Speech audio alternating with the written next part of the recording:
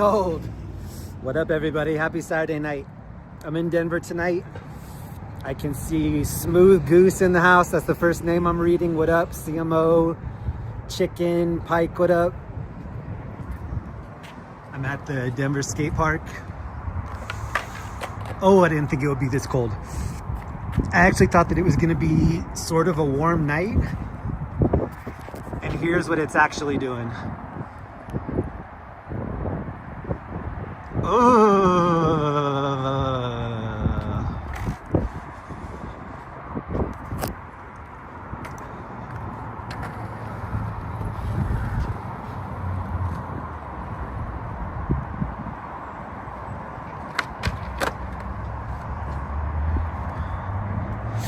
That was sick. I saw him trying that a couple times before I started the stream. What up, everybody? Hi from Iowa. What up, Susan? I'm wearing a thin hoodie. I didn't think it would be cold.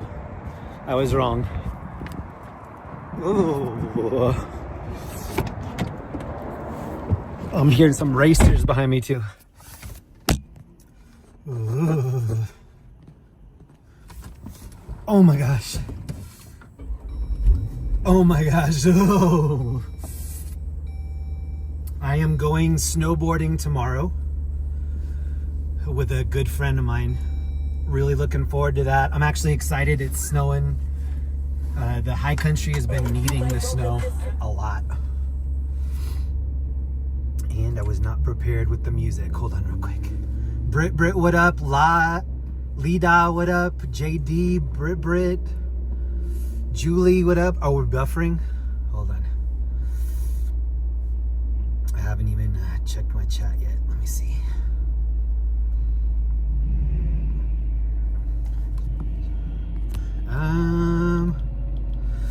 We may or may not be buffering. What up, Lee? Bindi, Judy, Gracie, Christine, what up? No buffering. Thank you, Ellie. Okay, so just right off the top, I don't know how long I'm going to be out tonight. I wasn't feeling great this week. I was feeling terrible last night. I was going to just go out anyway. And then Linda was like, I'm sitting here just watching you clench your jaw. That's what I do when I'm stressed out. I'll just like sit and like, you'll just see my cheeks kind of puffing out. She's like, you need to just take the night off. I took last night off. I thought I was going to take tonight off too. It kind of felt like I needed to take tonight off. And then I just had a couple spurts of like, no, go out. Just try to force yourself to go a little bit further toward the end of the diving board and see if it'll be okay. So I am out tonight. I don't know for how long. I didn't feel like being out earlier, but I actually do feel okay right now. I've said it before, like sometimes I do feel like sharing. Sometimes I don't feel like sharing. I'm in one of those areas right now where I just don't feel like sharing. I'm forcing myself to do it to an extent. I mean, I'm not gonna do something that I'm like hating, but I also don't want to light up a stream and then just say, hey, I'm not gonna talk the whole time. I'm not in the mood. But just to give you the heads up, I don't think I'll be talking a ton. Look at this puppy. That's a big dog. I like that. Whoops, I wanted to show you this. This is a bridge down here that I like. And this is downtown Denver.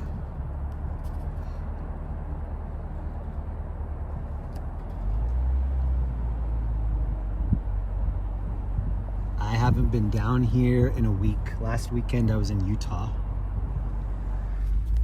And I was checking out some areas of Salt Lake City that I've never been to. I've been in and out of Salt Lake City my whole life. I've been through Utah quite a few times. But usually we're just kind of passing through. We're not staying. There's a lot of pickleball going on in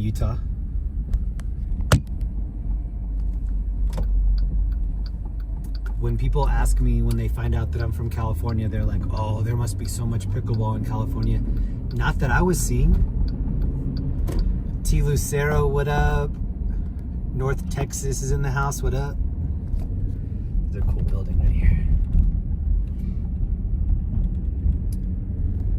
So yeah, if you're just getting here tonight, I'm in Denver, Colorado. We're gonna be cruising around for a little bit. Dev is in the house, what up? Julie, Judy. Even though I didn't feel like coming out tonight, I wanted to just kind of come out, see what everybody's up to, say hi, let everybody know I'm okay. I put up a community post last night and said I just can't do it. I'm not into it tonight. Right off the bat, as soon as I put that up, people were leaving me really nice messages. It made me feel a little bit guilty because I was just like, man, there's so many people that are looking forward to something on the weekend. They're looking forward to seeing the community. If I don't start up the tour bus, I feel like I'm letting a lot of people down, but I have to check my fuel gauges on my human body. Like, if I'm not into it, I don't want to force it. It just doesn't seem like a good recipe. I didn't think that it would be snowing tonight. It feels like it, within the next hour or two, we might see a little bit of snow.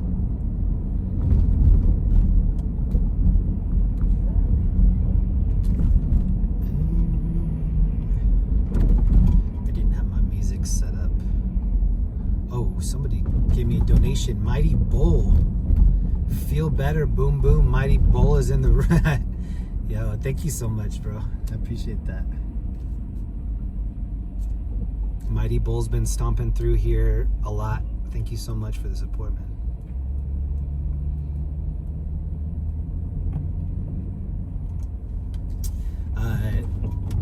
We're running this yellow. I saw a story about a Waymo that got rear-ended in LA. And my first thought was, why would you not think that the Waymo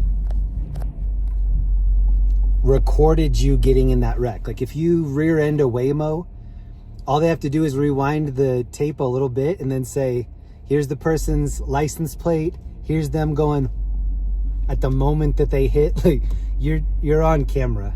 If you hit a Tesla, you're on camera. If you hit a Waymo, you're on camera.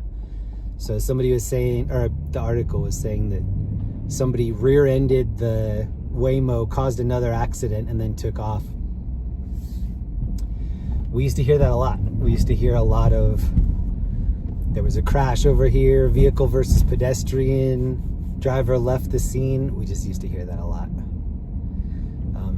Somebody left a comment on the community post that I had last night. Said something really sweet, like, hey Jeremy, hope you feel better. I must admit, I miss the LA streams. And that's a comment that I've gotten a lot. Hey, so happy that you're feeling better, so happy that things are going well for you, but I miss the LA streams. A lot of people do. It was so much easier for me to let's say that it's Saturday night. It was so much easier for me to turn on a stream and say, look at this, look at this, look at that. There's so much eye candy in Los Angeles. Los Angeles is such a name brand too. It's like, if you say that you're in New York City or you say that you're in LA, it just holds a lot more interest than some of these other places. I always knew that. I always knew that a lot of the traffic and the people that were coming in were like there to have their minds blown of what they were going to see. They were there to be entertained. We're in a downtown area. This is a beautiful city. This is Denver. There's not a lot going on here that's, you know, super crazy to look at. There's just not. We can cruise, but as far as me saying like, what, look at this individual over here doing something crazy, that's not really happening here. Oh, I just missed another thing. Julie, member for 5 months. Thank you, Julie. Zachary, member for 21 months. Julie and Zachary, thank you both so much. I don't want to say yet, but I am doing something for the members. I'm really excited about it because the members have kept me in this game of like wanting to share, wanting to come out, wanting to be the driver of the tour bus. The members have done a lot. Also Ellie, like there have been so many times that I just didn't feel like coming out, and Ellie helped keep me motivated, helped like remind me of what kind of a community that we have. Huge shout out to Ellie. I think Ellie is probably as big of a part of this stream as I am. Like such a huge part. And then all the members that have been with me from the beginning, even the ones that have just been with me for a short time. The stuff that I'm preparing for the future is with those people in mind. If we were in LA tonight and I was showing something crazy, there would be all these people that were finding me for the first time.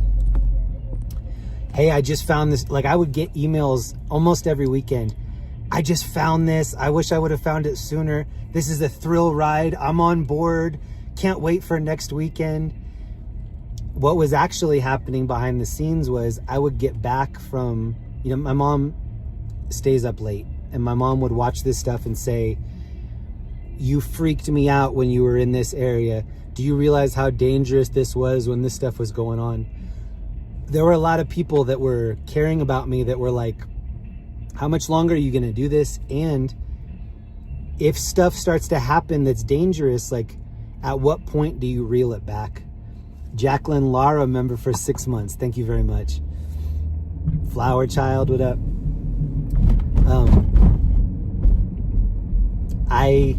It was hard for me to make the decision of, okay, I'm going to choose a path that has less entertainment. It's harder for me to come out and do a 2-hour stream here with no scanner, nothing to look at, no agenda like, hey, this is where a famous movie scene was shot. Here's a diner where all these celebrities, it was so much easier to do that. The times that I've been back into LA, ever since I moved, I was just like, oh my gosh, this is like a walk in the park compared to what I've been trying to do in Denver. Rax00, member for 6 months. Thank you, bro. Thank you, sir or ma'am. I appreciate that.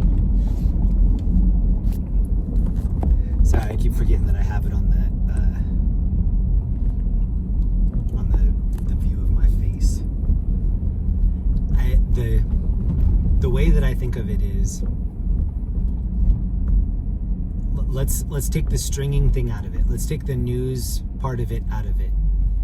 Hey, we tuned in let's say that I'm a scuba diver. And the reason I want to use that as an example is because when I was getting my scuba certification, the book was this big of stuff that could go wrong. If your breathing tube starts to go out, grab this second breathing tube. If you get tangled on something, grab your knife and saw away at it, but don't saw away at your tubes or your breathing system. There were just so many things that could go wrong. Thank you, Chris Camacho. What up, bro? Thank you, man. So let's say it's not media, it's scuba diving. Hey, I'm happy that you found some peacefulness and that you're safer now. But I have to admit, I missed when you were deep sea diving and I got to see sharks and different things, and they would get so close to you, but they wouldn't actually hurt you. But I was thinking they would, but they didn't.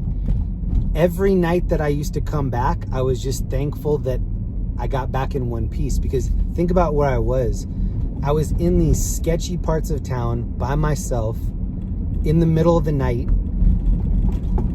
No air tag on me so that somebody would come like rescue me. Sketchy things happening all over the time. People threatening me. As much as people praise me through emails, I get threats too. And then people would be like, you're posting your real location to anybody, to the good people, to the bad people.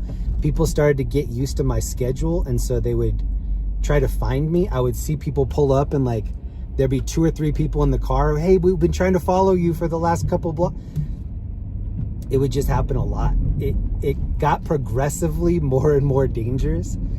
The reason I'm even saying any of that is all of that stopped as soon as I got here. As soon as I got to Denver, nobody wanted a picture with me. Nobody was like, hey, there's that guy. It felt so much better. I always, like when I was growing up, I always thought that I would want somebody to recognize me or somebody want to take a picture with me or something. It was not what I thought it would be. It wasn't. And now that it's not like I was a celebrity or famous. I wasn't.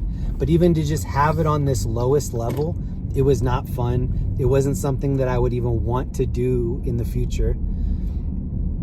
And so when we got out here, when Linda and I got out here, we started really like living a different life. We both reconnected with nature more.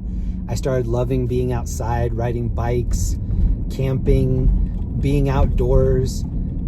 I got into way better shape. It probably doesn't look like it, but I got a little bit healthier. Not a lot healthier, but a little bit. And so when people would say to me like, you know, we're happy that you seem happy, but we miss when you were doing this, I get it. And it doesn't hurt my feelings. I understand. But the future for me is me checking in to see what the best case scenario is going to be. Not, hey, people would really prefer if you cooked this meal for them. I don't know. Like, I have to check in with myself and say, like, what are the best ingredients? What are the things that I want to be doing? I have to check with that first, or else it's not going to be authentic. It's not going to be worth sharing for me. Hold on. This seems really weird right here. Hold on. It seems like I'm going the right way, but there's a lot of construction. I could mess something up over here.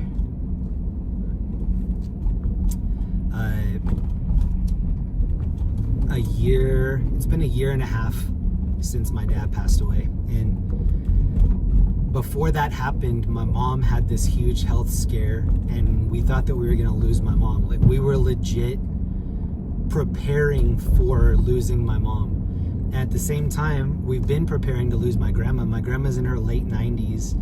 Every time I talk to her, I'm like thinking it might be the last time that I talk to her. And then that started happening with my mom. My mom started going through strokes and memory loss, and we have Alzheimer's in my family. She started not getting some of her cognition back, and people were like, we don't know if she has early Alzheimer's. We don't know if these are symptoms of the stroke that she was going through. When I share, like, okay, I'm going through something with my mom, I actually have another kidney stone right now. It's not as bad as some of the other ones that I've had.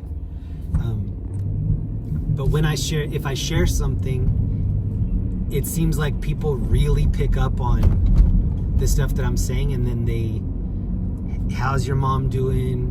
What's going on with your mom? Is there an update? I haven't had a good update from my mom in so long. Mimo Gamboa, hi friend, missed the lamp streams. That's awesome. Let's look at this box over here.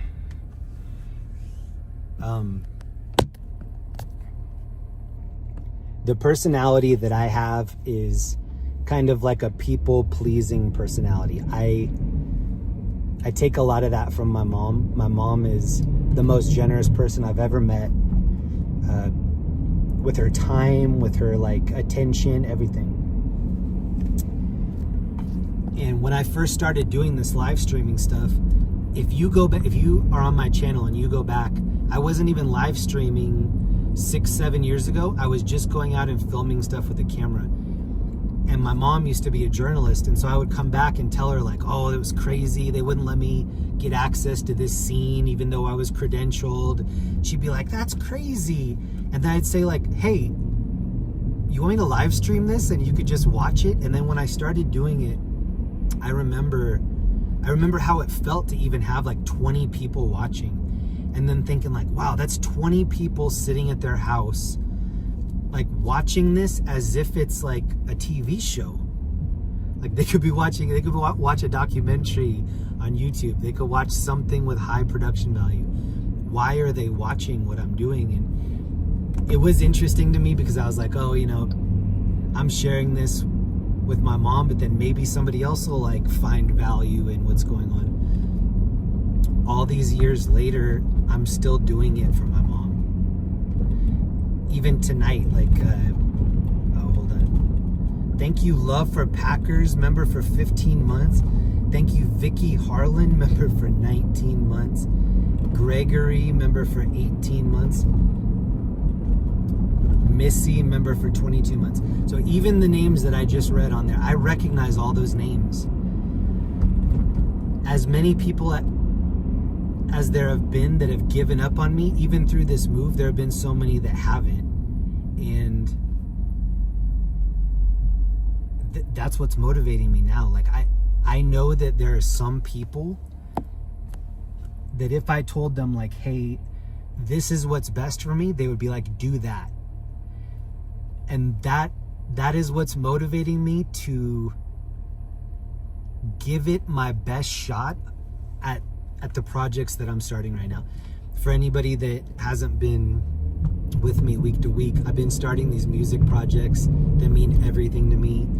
I've been kind of changing into somebody that's like a lightning rod for creative projects.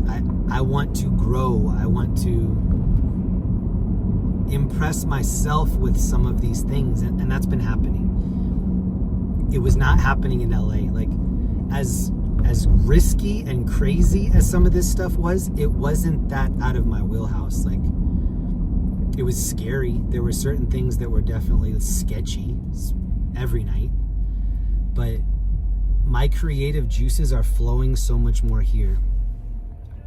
One of the aspects of that I took for granted before I came back here was how many people are volleying positivity.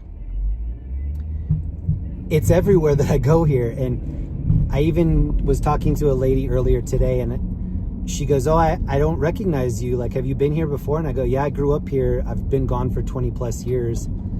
She was like, where did you go? And I said, oh, I was in Southern California. She was like, oh, were you affected by the fires? And I said, not personally, like my property didn't get hurt, but like mentally it was devastating to me, watching people that I knew go through it, watching people that used to be my neighbors lose everything. I knew a lot of people, I still know a lot of people that live in that area, and their lives will never be the same. This is a cool little piece here on the slipper store. Anime, I have reinvented myself so many times. Same. I'm going snowboarding tomorrow with my brother, and I haven't seen him since I moved back. So I've been here since September, October. I've been so busy doing different stuff that there have been very, very, very important people to me that I still haven't seen yet. Two of those people are my two brothers. I call them my brothers. They're not my blood brothers, but they took me in when I was in high school, let me live with them, treated me like a member of their family. It's as close to having a brother, to having two brothers I've ever had. I'm going snowboarding with one of them tomorrow, setting up a future event that I can say, even though things are falling apart right now, I have something I can look forward to. Missy, member for 22 months, thank you. Is it buffering? Now it's buffering? Okay. I'm getting ready to turn here in a second. Hold on. Actually, I think I'm gonna turn right here. We're right by the hospital. This is on Colorado and Colfax.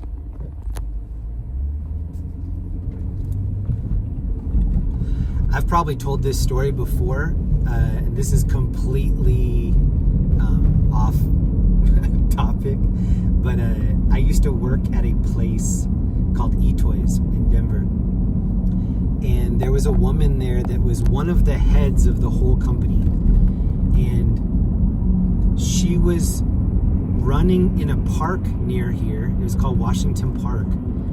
And she was kidnapped. This is late 90s, early 2000s. This is such a crazy story. I can't believe I'm sidetracking to say this story, because this is such a crazy story. She didn't show up to work, and everybody was concerned, and so she had a couple people that she would run with at Washington Park. They went over to Washington Park and they saw that her car was still parked there. It turned out that she had been kidnapped by this guy that lived in Aurora, which is like 15 minutes east of where I am right now. This is such a sad story. He was putting her in a trunk when he would leave and locking the trunk. And then when he would come back, this was in a trailer. When he would come back to the trailer, he would unlock it, and then he would let her use the restroom. When she went to use the restroom, one of the times she looked down and saw a magazine with this guy's name and his address. And so then over the next couple days, she was convincing this guy, like, if you let me go, I'm not going to say anything. Trust me. I just want to leave. You don't have to do this. You could go to a bar and find a woman. Like, trust me. I'm not going to say anything. Dropped her off on Colorado and Colfax over there by that high school. Or by the hospital, sorry, not high school. And within minutes, she had called the police, said, this is the person. I've been kidnapped. I'm over here. They went and immediately caught the guy. It was this big trial in Denver. They ended up, the guy didn't get enough time. He got how it had affected this woman. She was like, I literally can't get in an elevator with a man now. Like, I get so stressed out if I'm alone with another man in any situation. It completely ruined her life. And she was such a boss. She was just this like driven go-getter of a woman, and it just completely traumatized her and changed her life. I've thought about that so many times since it happened, because people just don't realize how lucky they are in their day-to-day lives that horrible stuff isn't happening to them. Even if nothing good happened to you, score that as nothing horrible happened to you as well. You got away with both. I'll never forget that. And I'll never forget how it affected everybody in our office. It was just like this realization of like, wow, it could happen to anybody. Nobody's safe. Crazy, right? I think about that a lot.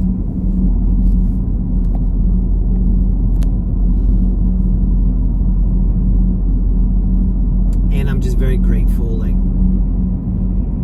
even though there are some things that are happening that are unfortunate, the majority of the things that are happening in my life are things I need to be gracious for.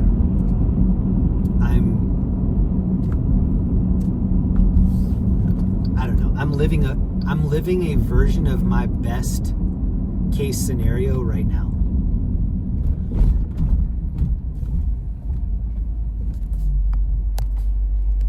And I was telling Linda that earlier.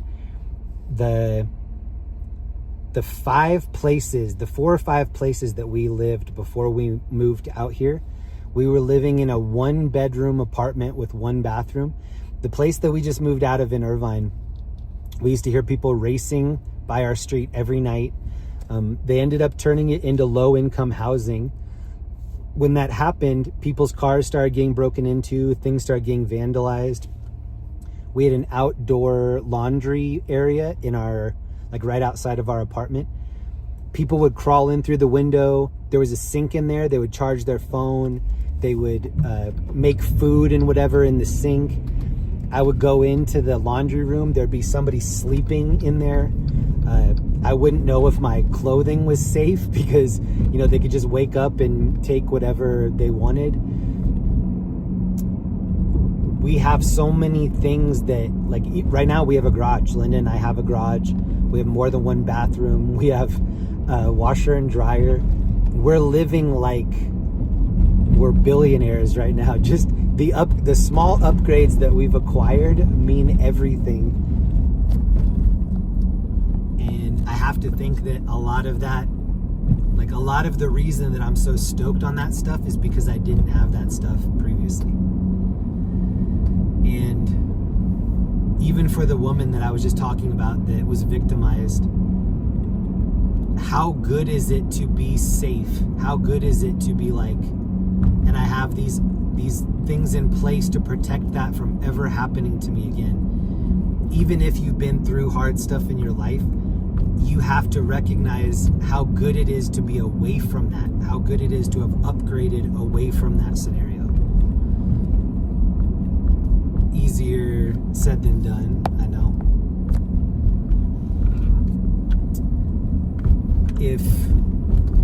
If somebody said, Jeremy, $300,000 for you to go back to LA and just run the old school crime calls like you were doing,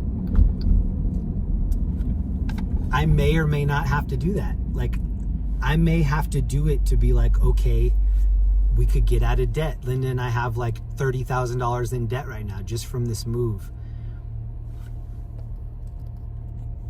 But it wouldn't matter to me. Like, I would give $3 million to have the peacefulness that I have right now, to have all of these upgrades in my stress, anxiety, hopefulness for the future, my outlook about how anything, like, it was just such a huge upgrade for me to move back here that when I read comments, when people say like, you know, I'm so happy that you're good, I love Denver, but I really miss LA, I know where that comes from. And I feel bad that I'm not providing that anymore. But you have to, well, you don't have to, but the reason that that's okay with me to do that is because I was being sketchy and things were starting to happen. Things were starting to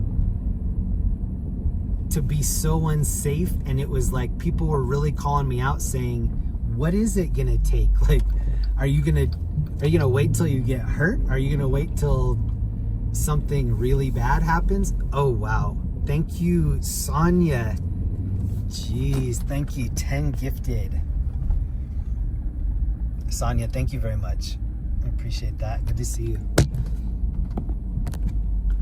This is the Cherry Creek area. This is where we were hanging out Christmas time. So yeah, it does pull on my heartstrings when people are like, I miss how it was. In a way, I miss how it was as well, but it would be me preparing to go deep sea diving and knowing like, I don't know if I'm gonna be okay at the end of the night tonight. I don't know. I might be, I might not be. Tonight, when I'm done with the stream tonight, I'm gonna be okay. I know I'm gonna be okay. I got in the Jeep last night because I was thinking about doing a stream last night. I got in the Jeep and one of the tires was flat. Oh wait, I'm gonna go left right here. So yeah, that was another reason why I was like, okay, this might be a sign. The reason I even mentioned that is because even if I would have had a flat tire, I don't feel like I would be in that much danger in Denver. I just don't. We were here when this was like a big outdoor farmers market around Christmas. And they had the gifting vending machine. It was like a charity vending machine. This is a really posh part of town. This is Cherry Creek. And Cherry Creek Mall is in front of us. And that whole group right there have black leather jackets.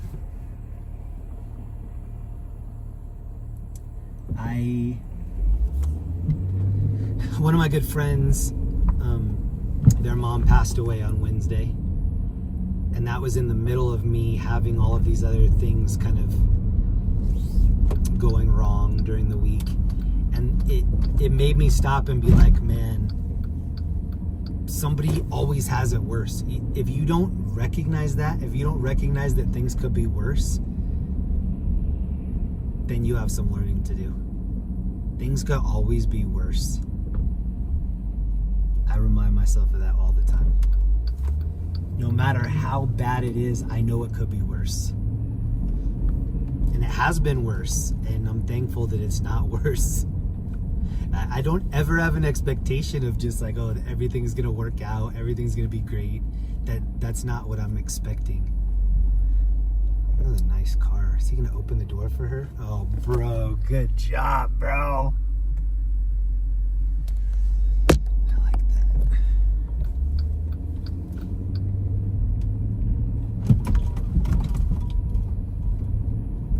I like being around happy people. No shade on LA, but like LA has some of my favorite people that I've ever met ever. It wasn't a place where people were just volleying positivity at every turn. That is actually happening here. It is happening. Like, it's just something I've gotten used to.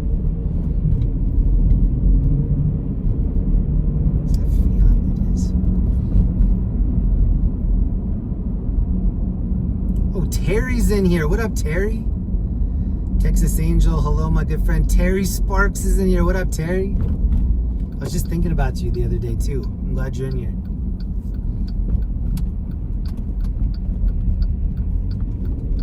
See, I'm already feeling better. I'm glad I came out tonight.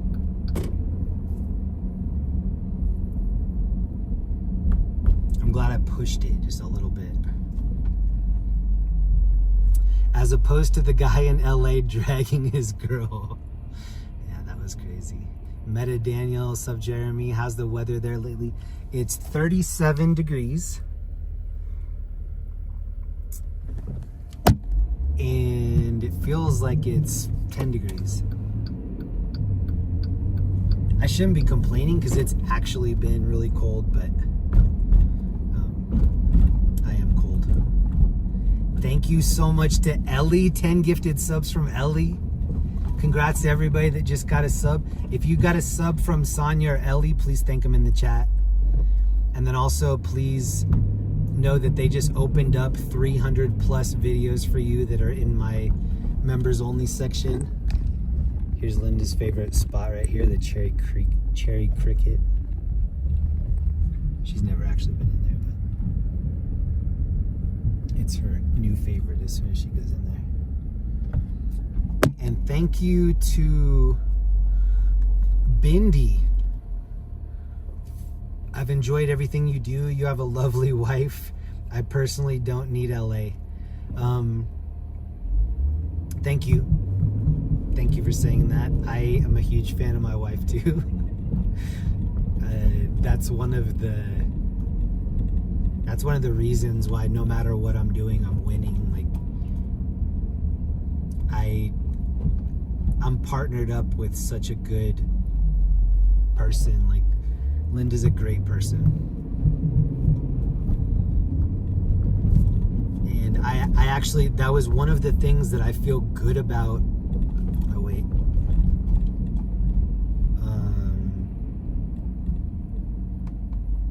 Sorry, I'm a little slow in the chat. Donna, thank you for the membership. And Terry, member for 27 months. That's probably as long. I think Mama Hill, Heidi, there are a couple people that have been in here 28 months. That's when I started the membership stuff. Man, Terry's been here for so many.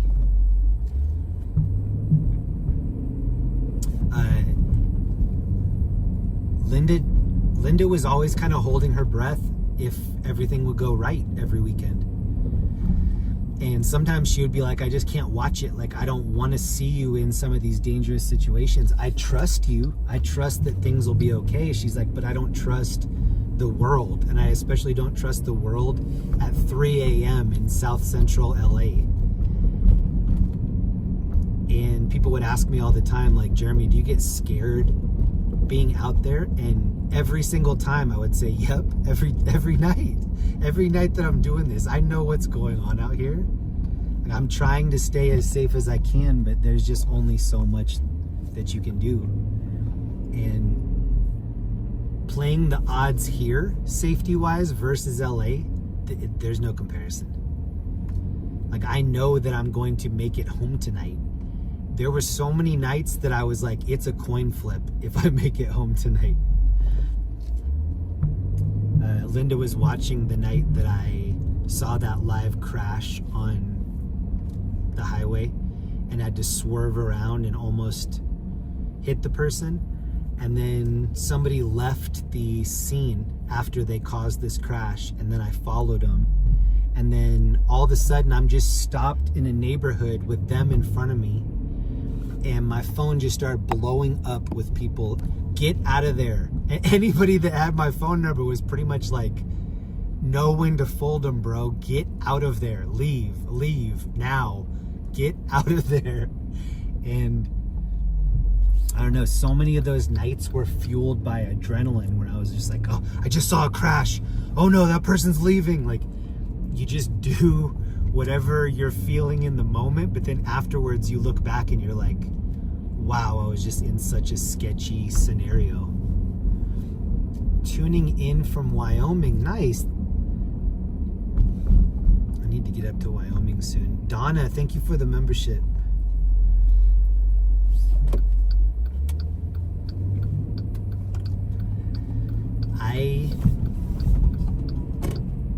Trick Runner 48 flew home LA to Philly today for the Super Bowl.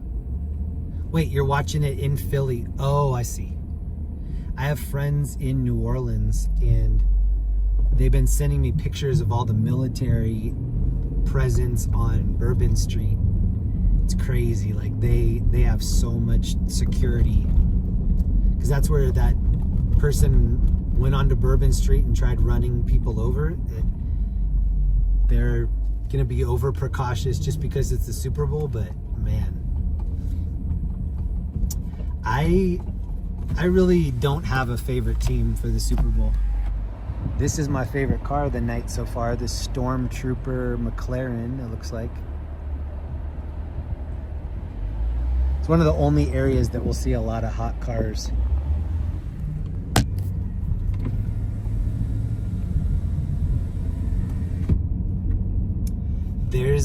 There's something that people do in Denver, well, my friends do it anyway, where if you are not invested in the teams that'll be in the Super Bowl, then you go skiing or snowboarding on that day, because you know that it's one of the only weekend days where there won't be bad traffic on the road and then bad traffic on the slopes. Last weekend I was in Park City, and Park City is the only place that's bigger than Vail. And it's even like, I just heard myself say that out loud. I can't believe anywhere is bigger than Vail. Vail is huge. Like, sometimes we'll get to Vail early. Like, we're leaving really early tomorrow. I'm leaving about 5 in the morning so that we can get up there, and it's called First Chair, so that we can get up there and ride the groomed runs, corduroy on everything. You really can't do that on the weekends here. Like, the weekends, people get Airbnbs in the mountains. That's when people have work off, so they go up. But I think tomorrow will be pretty relaxed. And sometimes when you're on the first cut there in Vail, it will take you 2 hours just to transfer to the back, because that's how long it takes to like ride the gondola, and then you get onto the next gondola, and then you go into the back bowl, and then you take the chairlift up to the third mountain. Like, sometimes it takes you 3 hours just to transfer to the back. So yeah, I'm really excited about going up tomorrow, even though I think it might be cold. I know it's gonna be cold. I'm gonna wear my ridiculously warm clothing. That was another thing that cracked me up about the Park City trip. I used to, like, when I was younger, you know how we see girls out here that are wearing skirts, and then I'm commenting like, wow, it's 3 degrees out here, I can't believe these girls are wearing skirts. Bindi, thank you so much for the sticker. I see that. Thank you, Bindi.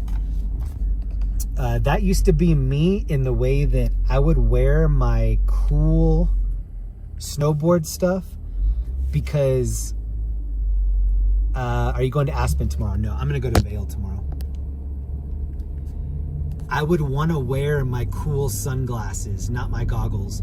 I would want to wear my cool jacket, not my avalanche thick down coat. Because you're standing in line. This is like back when I'm in high school. You're standing in line and you're seeing all these cute girls. You're seeing kids that you might know from other high schools. And like, you want to look cool. I remember needing to look cool more than I needed to look warm or feel warm.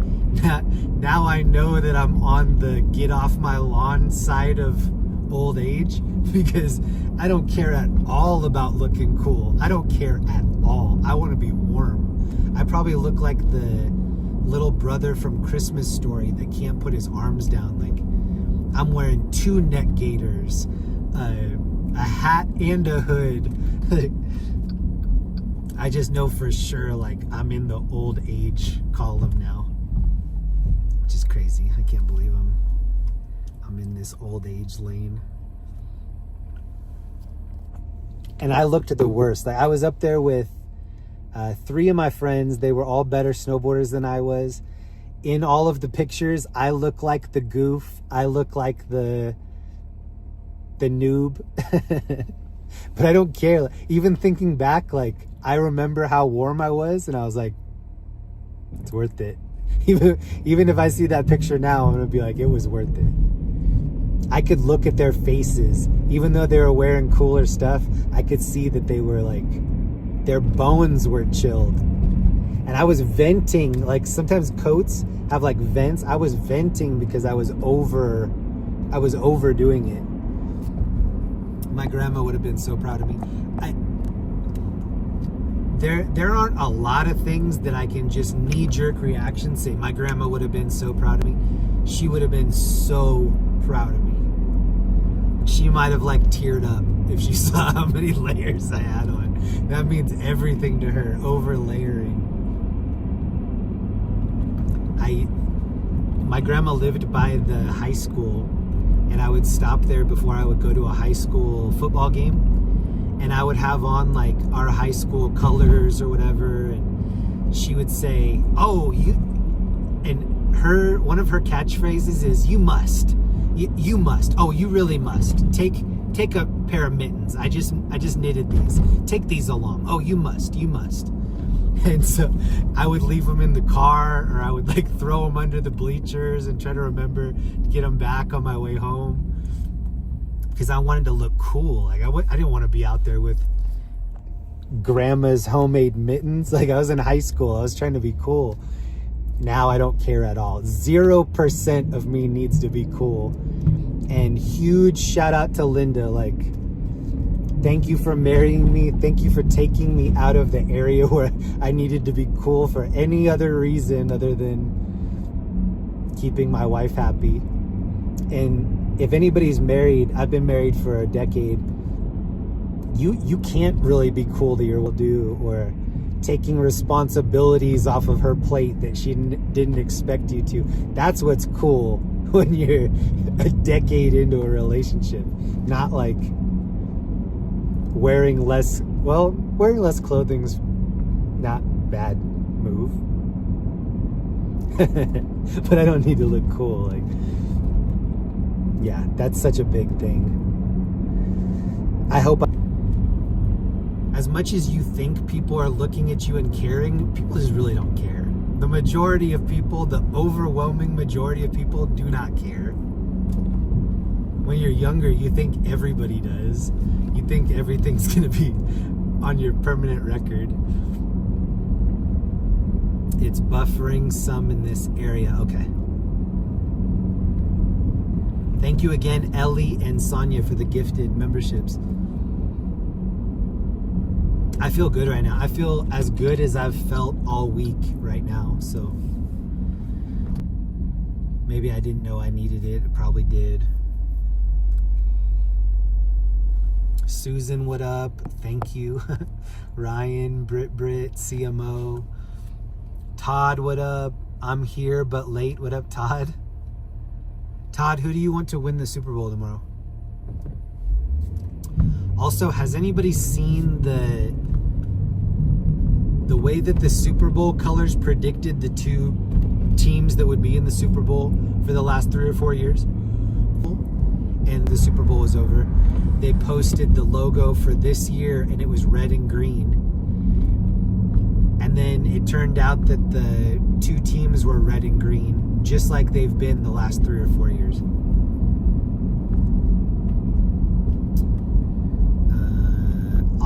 I'll stop talking until I know that people can hear me. Well, here's CBS Colorado right here.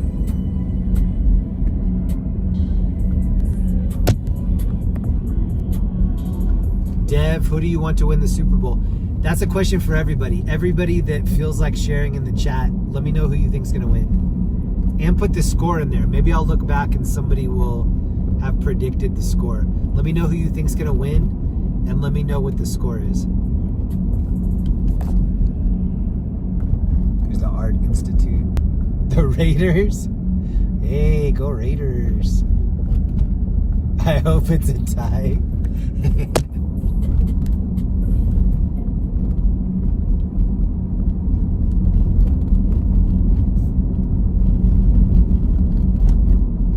Eagles to win. The Lions. Eagles will because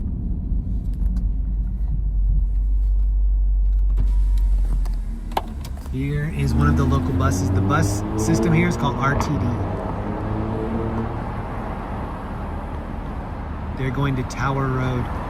Tower Road is a road that you can take and get access to the airport.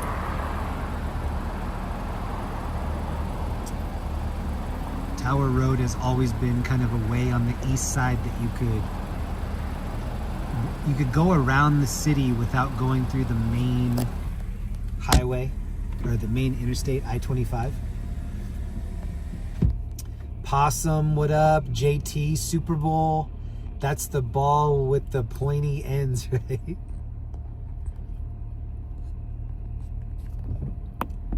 In the last couple of years, oh, there's a dude in the road right here. Run it, bro. In the last couple of years, my team hasn't been a part of it, and so I was just cool. I'm a big Kendrick Lamar fan, so I think that's going to be good. I didn't really love... Who was it last year? Was it Dr. Dre? I think it was Dr. Dre. That was okay. I mean, I know they're not making it for people with my taste, so I'm not expecting it to be something that I would like, but it was okay. Linda and I have been huge Kendrick Lamar fans since the beginning, and so now that he's super popular now, we feel like we have already been on that bandwagon for a long time. We've heard almost everything that he's got. Like, we've celebrated the whole catalog. Ooh, I'm gonna go straight right here. See this theater? So there's a theater in front of me to the right. It's Paramount Theater. My friend Adam Ray is gonna be there next weekend. So if you're in Denver and you want to see a funny show, go check out Dr. Phil Live. There's going to be 2 different nights. I think it's on the 13th and 14th. One of those nights you'll see Linda and I there. We have some VIP access on that night. But I've seen a couple really good shows here. A comedian I like, his name is David Cross. He's performed here recently. My friend Brad Williams performed here recently. If you're in Denver, go check out Dr. Phil Live. Actually, they might be sold out.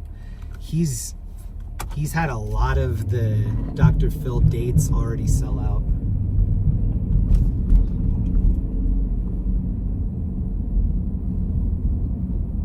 So you see the lights are changing in front of me? It was just pink and now it's green. This is the Denver Pavilions Mall. And normally you'd be able to drive through and just drive straight under that green area. But this is where they've been doing the construction for 16th Street Mall. This is one of the areas that seems like it'll never get finished.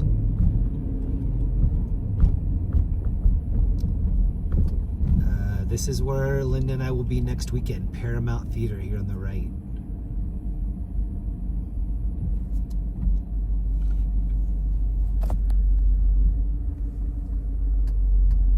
I thought it said Shania Twain. It says Staying Alive, One Night of the Bee Gees. Wow. Ha, ha, ha, ha. Staying alive.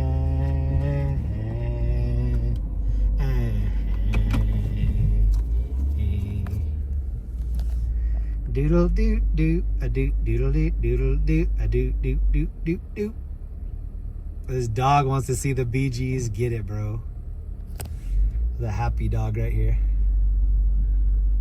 Is it buffering? Oh, hopefully you saw the pup. Going nowhere. Somebody help me. And I'm staying alive.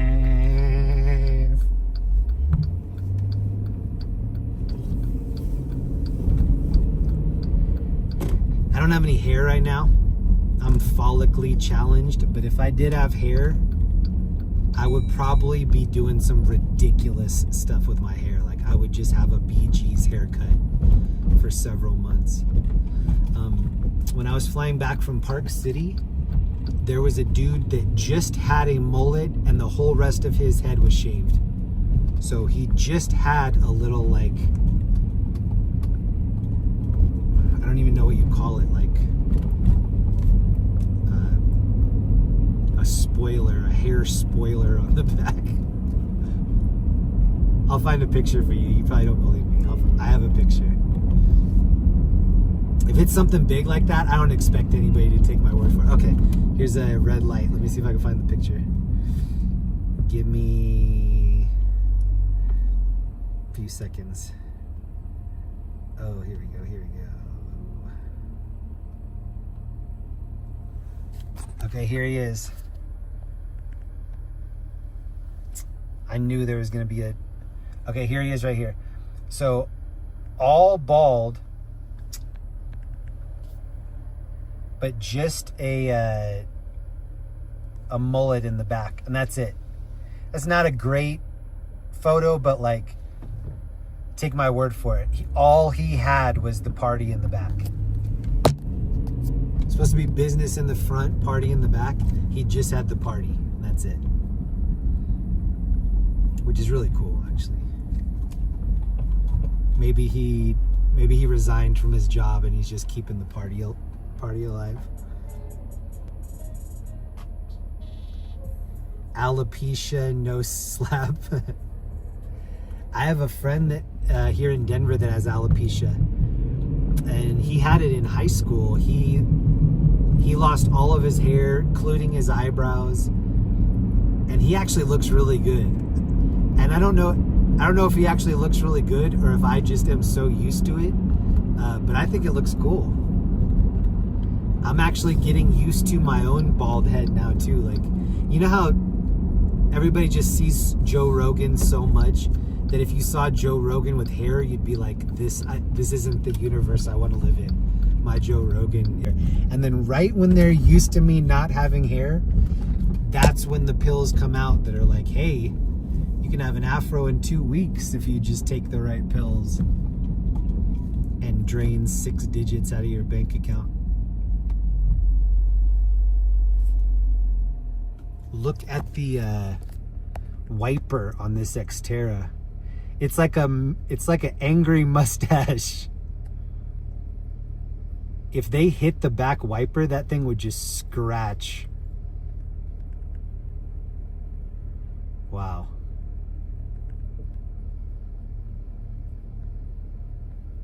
It almost looks like black licorice. Oh no, we're buffering. Did you even see the mustache? What a time to buffer. right when the Fu Manchu Xterra showed up. Joe Rogaine, that's awesome. What up, Scott? KD, yes, we saw it. What up, KD? Linda and I were just talking about you. I bet you've been having a crazy month since the fires. Linda and I were both talking about you the other night, wondering how you're doing.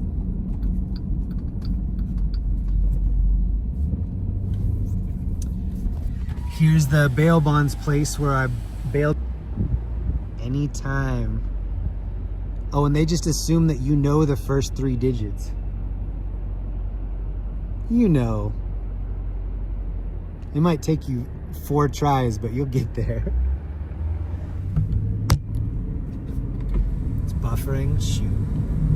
Okay, I'll go back to the better reception area. I just had to see what was cracking in the bail bond spot.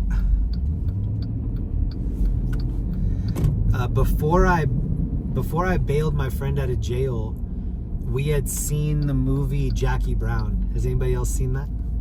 And in that movie, Samuel L. Jackson has to go bail Chris Tucker out of jail.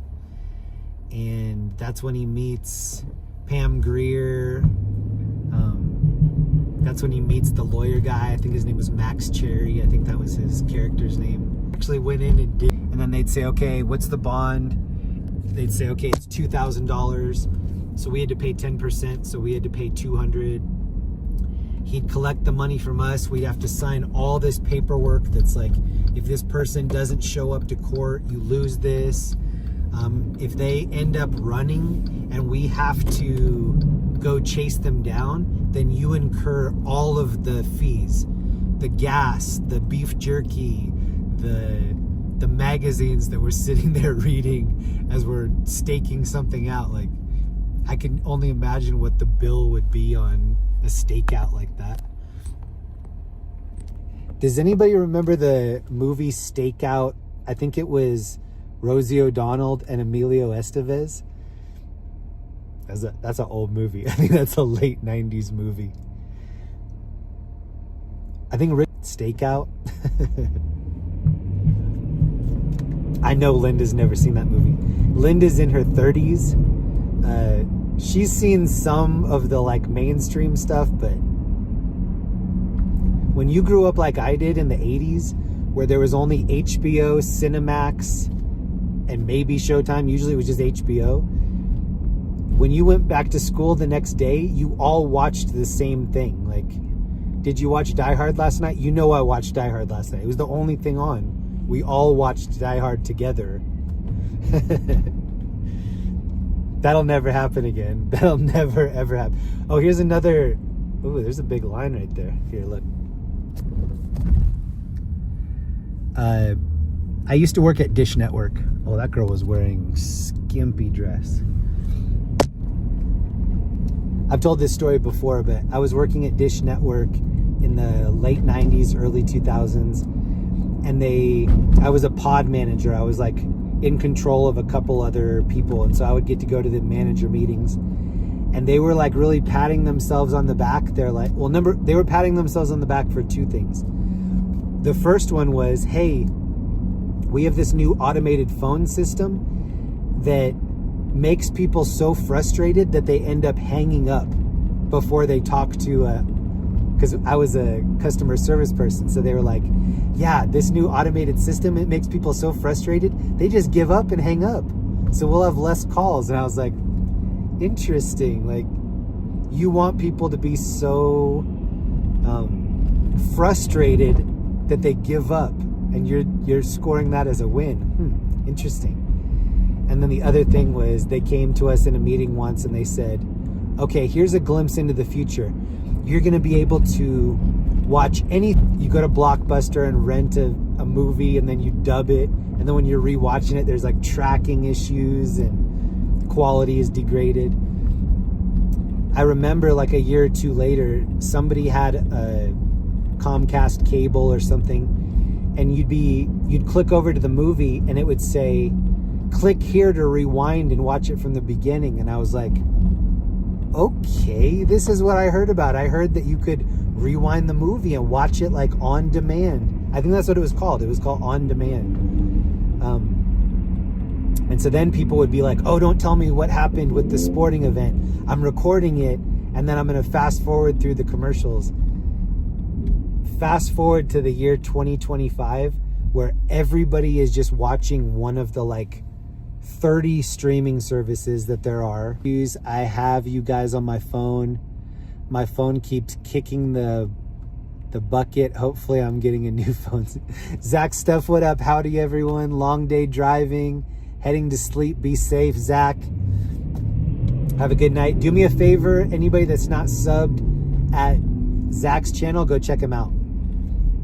A friend of mine just came out with a new video.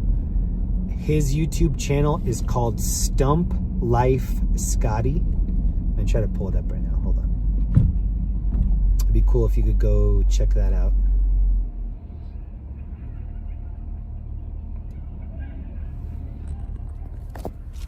This is my friend right here, Stump Life Scotty. He has 280 subs. Can we get that up to 300 subs before the night's over? Can I get 20 people to go over and sub at my homie's channel? If this guy runs the red, you have to sub.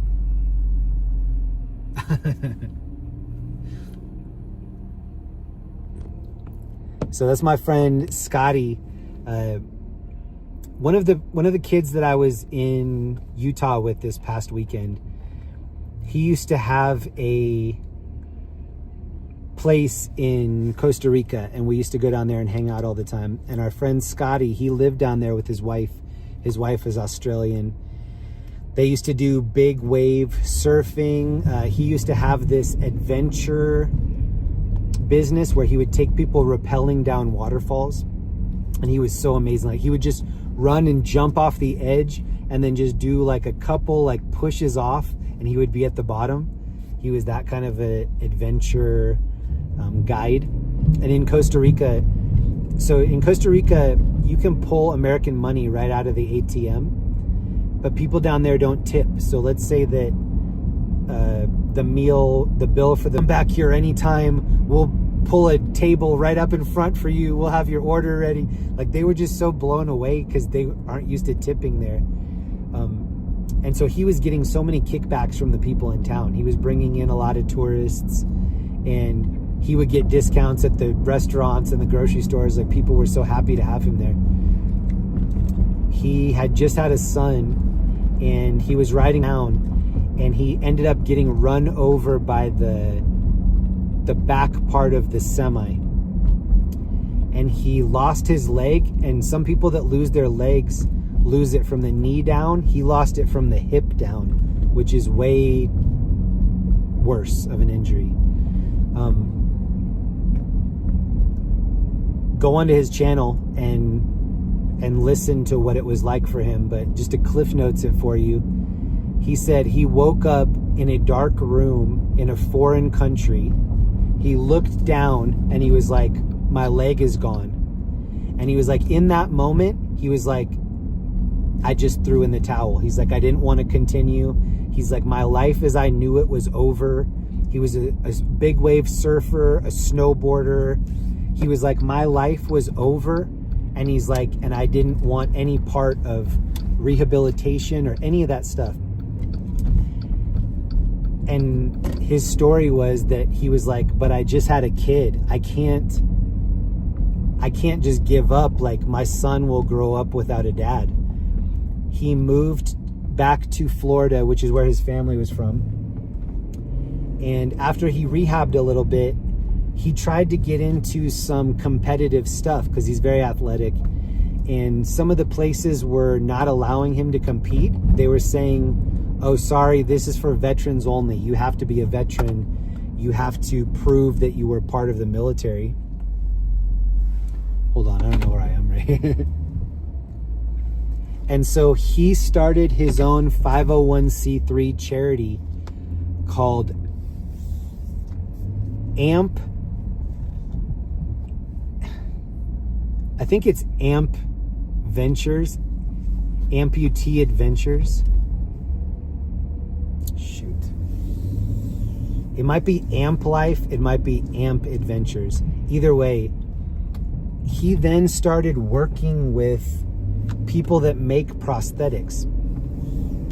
And somebody that he was working with knew someone that had passed away, and they had a hip prosthetic that he needed, and he ended up getting like this $40,000 prosthetic for free. And after a while, he was like, I want to work here. I want to be the first point of contact for people that have just gotten injured like I was. And so his job now is that when people wake up and they've just had an injury, let's say that you live in Florida and you get into a car accident and you're about to wake up on Monday and you're missing a leg or an arm or something. You wake up and you're seeing my friend Scotty, and he's like, hey, here's probably what you're feeling because I've been through this. And then he just goes through like, you're feeling hopelessness, you're feeling despair, you don't know how you're gonna work through this. Hold on, here's the big cheese. I think we've seen this before. Now it's chocolate milk snow pile.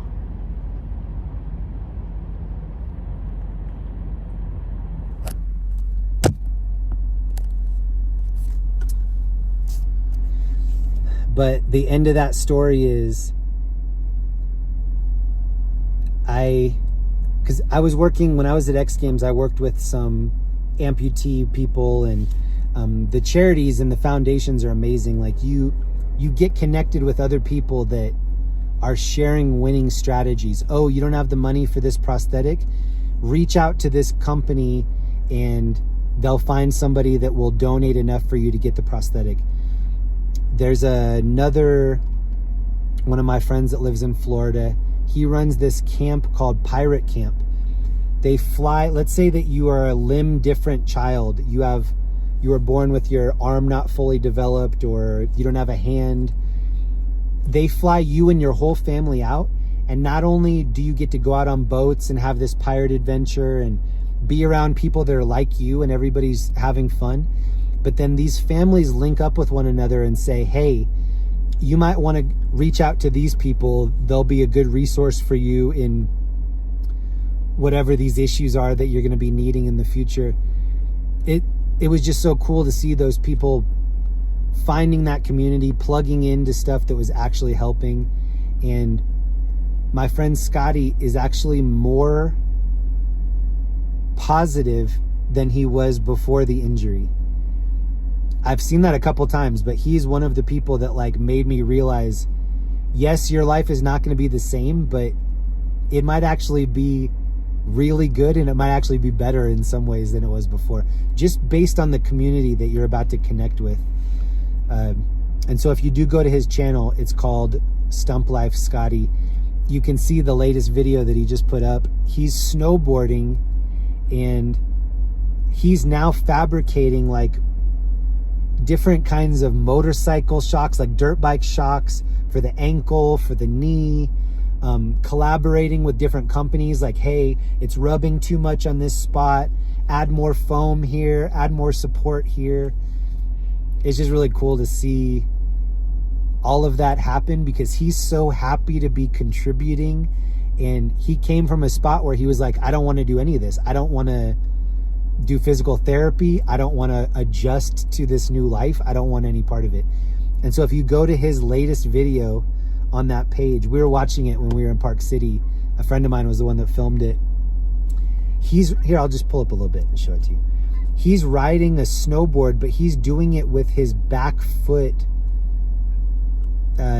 He's doing it with the amputee foot behind. It'll be easier for me to just show you. Okay, wait. Shannon Hansen, has anyone seen my donut train partner? Hope everyone is having a great night. Shout out to Shannon and Mama Hill. Okay, let me see if I can get this to focus. If you want to hear about his story, this is on his channel. The channel is called Stump Life Scotty. Ampumentary, a decade later. Watch that. That talks about like what he was doing before, what he's doing now. And then if you go to the videos, This latest video right here is the one that he just put up. And if you could, just leave a comment.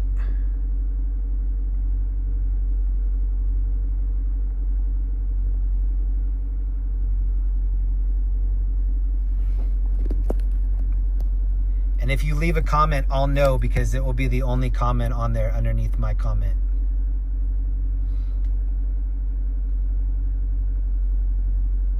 Survivors.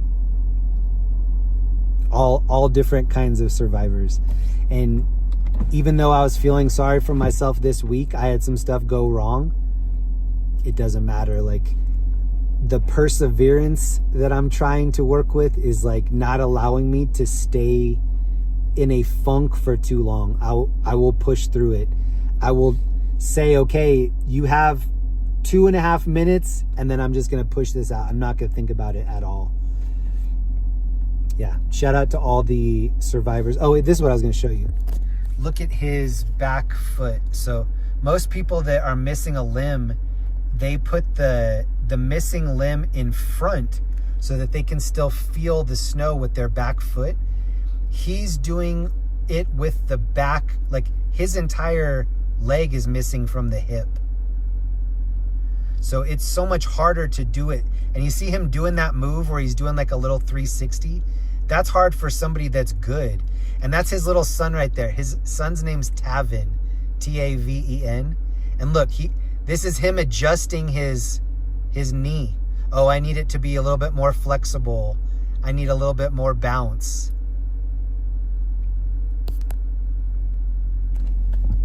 So yeah, please subscribe to his channel. If you leave a comment on there, I'll go back and read it, and then I'll add a like to it. Oh, and thank you, Ellie. Ellie just put up the channel on there. Thank you, I appreciate that. Get up to 300.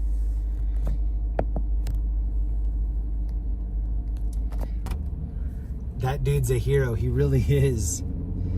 He had such a crazy life before that injury, and he was such a talented athlete. Like, when I was out there surfing with them, I was literally just trying to save my own life, wave after wave, because it was 10-foot waves.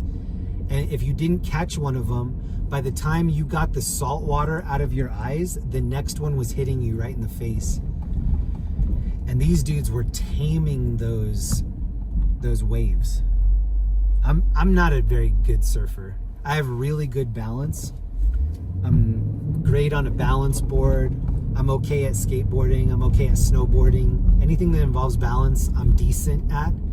But I was never talented at surfing, which is kind of surprising. Like, I kind of missed out on that. Jetta, what up? Good to see you. Shannon, Michael Simpson, Mama Hill, Texas Angel. We have a lot of the OGs in here tonight.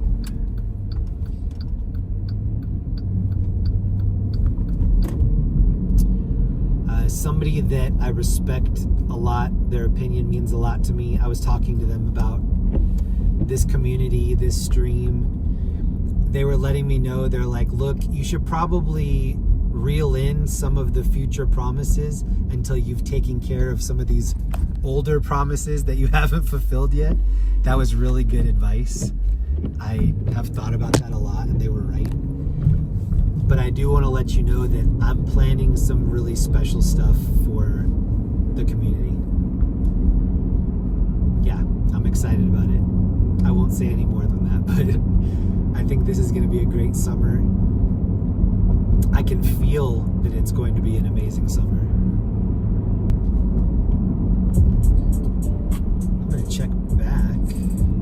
Hey! So look. Okay. Wow, look. So he had 280 subs when we first started, and now let me refresh it. Now he has 304.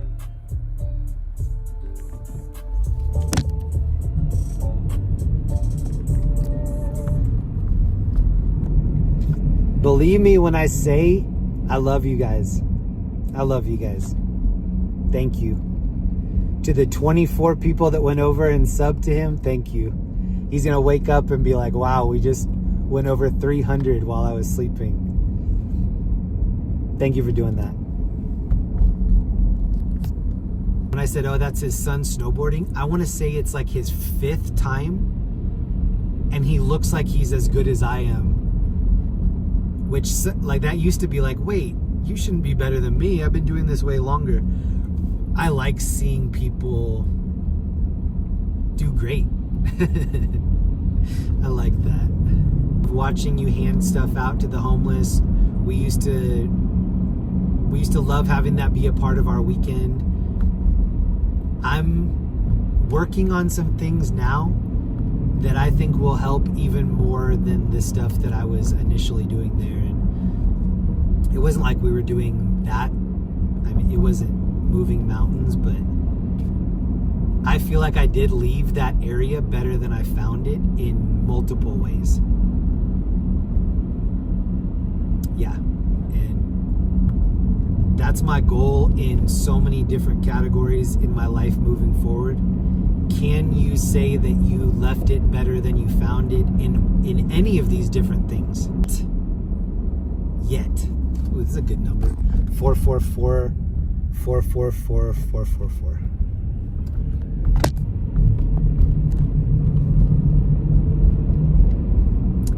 Erica, hi Jeremy. When are you returning to LA? That's a good question. I think that I'll be back there pretty soon. And when I say pretty soon, before the end of March. So maybe February, maybe March. Back there soon. It excites me so much to think about going and doing a weekend that was exactly like what we had before. Even though I know that people are like, oh, thank God it's back. The wait is over. Even though that will happen, I still want to just surprise people and be like, guess what? We're in LA doing our normal tour. It's snowing right now. It's legit like coming down hard. Well, not yet, but it will.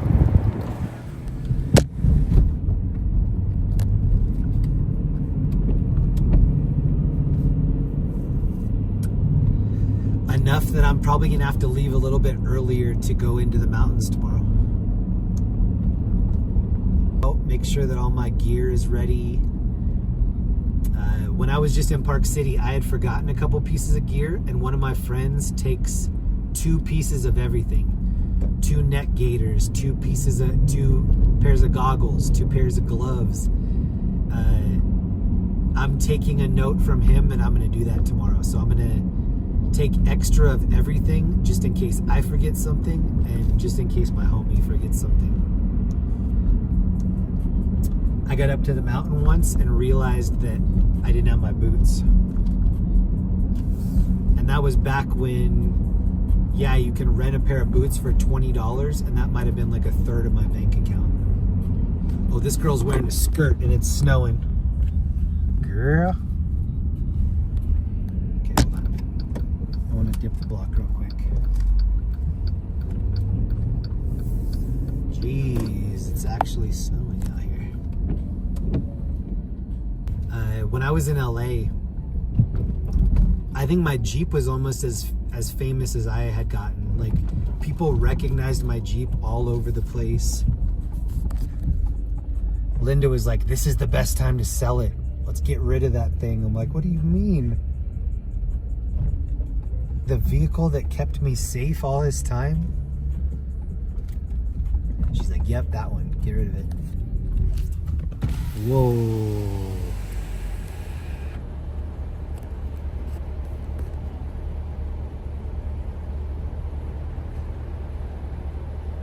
It's adding dandruff. It's got a Head and Shoulders commercial right here. Oh, here's a note for the keg drivers.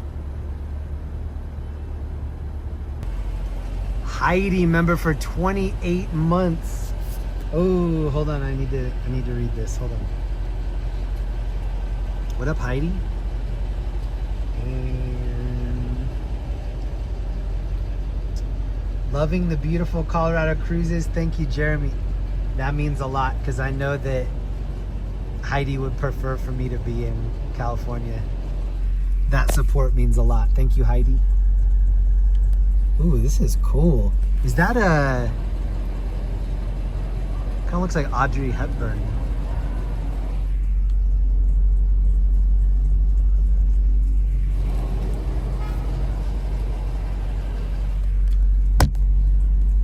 Okay, let's see if I went back too far. I might have. Oh. Oh, here's the girl with the skirt. Or here's a different girl with the skirt. Run it. Run it.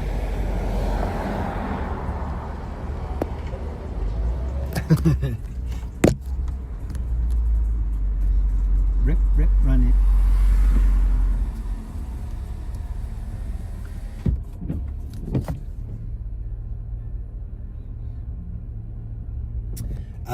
I also note, like, you see how the Streamlabs just put a notice up there that said, we're independent journalists in Los Angeles. Ellie told me last week, she's like, hey, just FYI, you need to update that. And it was on my to-do list ever since last weekend, and I still didn't get to it. So thank you, Ellie, for the reminder. I still have it on my newest to-do list. Oh, that rhymed. Newest to-do list. And I didn't go back far enough to show you what I wanted to show you. Let me try one more time. Hold on. We're getting turned by this sketchy, decommissioned ice cream truck here. Oh, there's a cop in front of us. Be the change.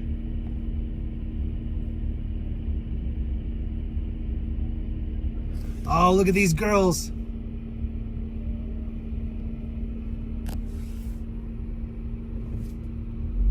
Letting you know that it's skirt. Oh, she's wearing sandals. So not only does she have a skirt on, she's like, sandals is probably the best move. Interesting. Look at all these other girls that have skirts on. Like, a lot of them. Can I go? Yeah, I think I can.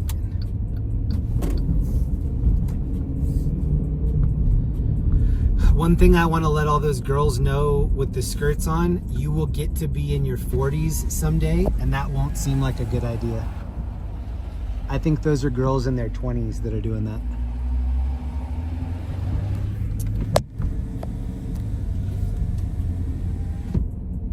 I think when you're 30, that's when you're like, you know what? The most important issue tonight is climate control. This might be a dude with a scooter in front of us.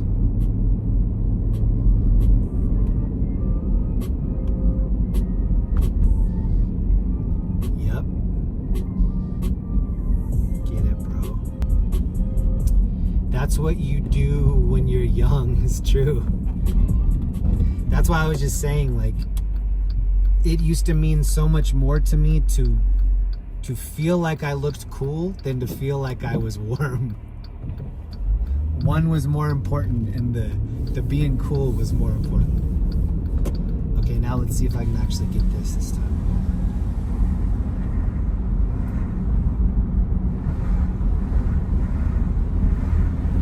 Oh, good. This girl has a skirt on right here. Yeah, she looked cold too. Okay, this is what I wanted to show you. This Beetlejuice right here.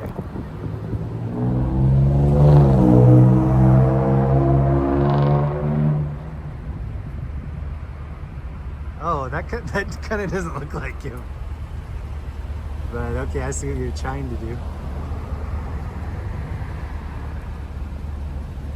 Oh, there's the worm that comes out of the sand right there.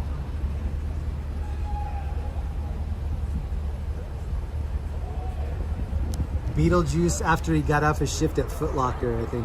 Oh yeah, for sure. So that means that we'll probably spend about 4 hours. Or not 4 hours.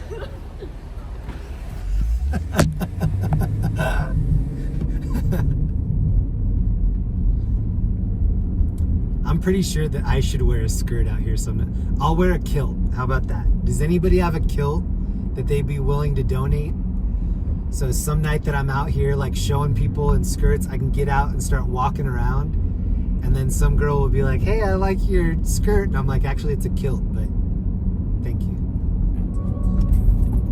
If anybody has a saxophone and a kilt, I'm looking for both. Oh, bro. Oh, bro. That was bad driving right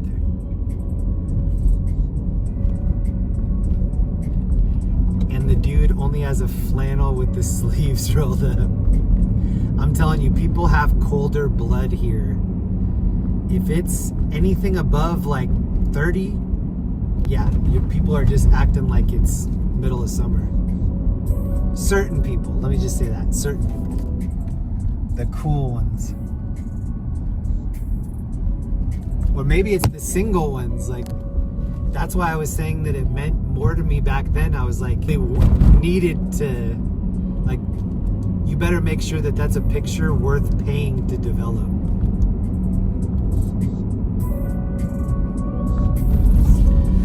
Something's going on up here.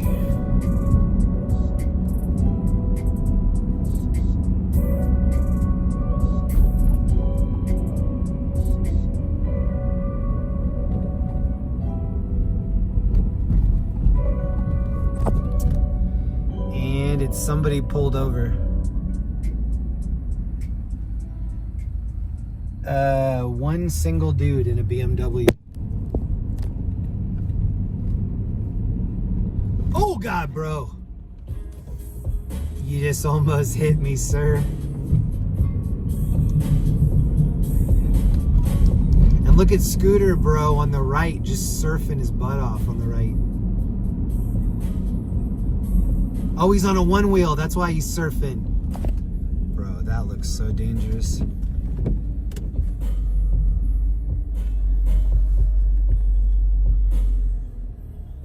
Got a helmet. Oh, and he's talking shit.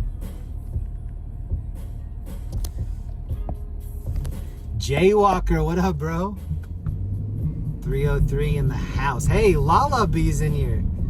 We got a couple 303s in the house.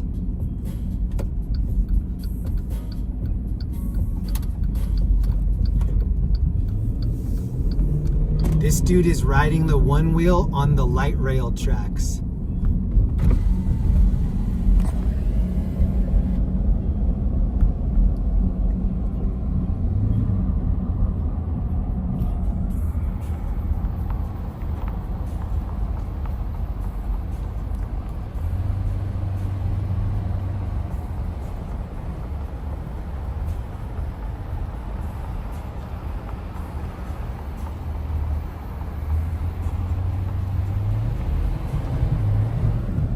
Oh shoot. This is Michael Jordan? Or is that Jimmy Butler? Is that Michael Jordan or Jimmy Butler? I can't tell. It's gotta be Michael Jordan. Okay, I haven't told this story in a while.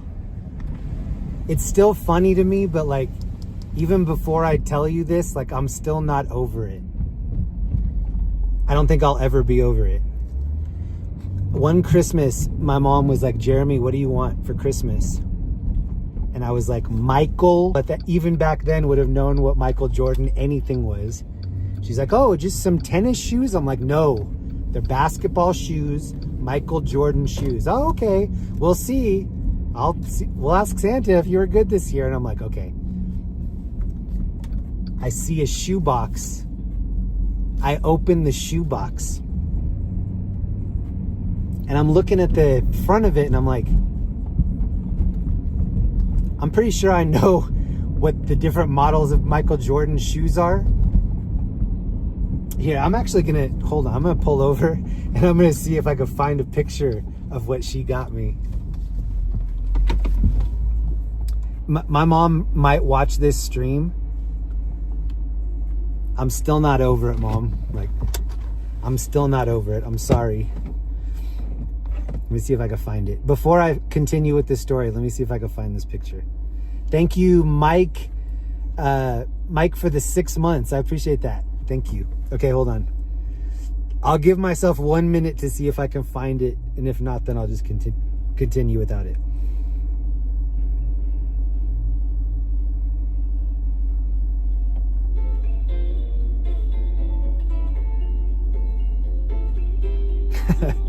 I'm still so hurt. Like, it's kind of embarrassing that I'm like still this hurt. Okay.